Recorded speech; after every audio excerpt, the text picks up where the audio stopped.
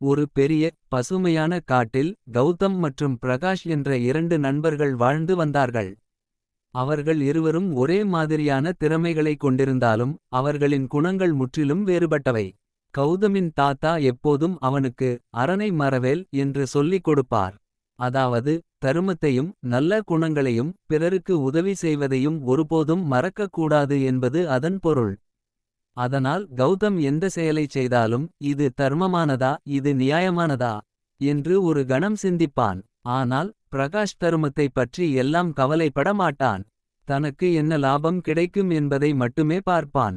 ஒரு நாள் அந்த காட்டுக்கு அருகில் இருந்த ஆற்றைக் கடந்து பெரிய நகருக்குச் செல்ல வேண்டிய தேவை இருவருக்கும் வந்தது. நகரில் ஒரு முக்கியமான விழா நடைபெற்றது. அதில் கலந்து கொண்டால் அவர்களுக்கு நல்ல வாய்ப்புகள் கிடைக்கும். ஆற்றில் வெள்ளம் அதிகமாக ஓடிக்கொண்டிருந்தது.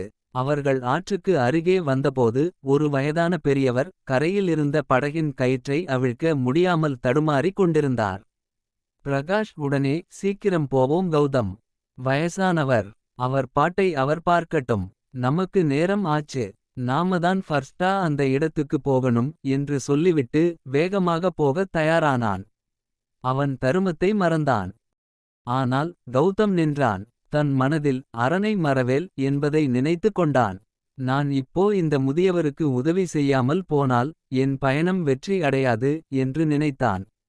பிரகாஷ் நீ போ.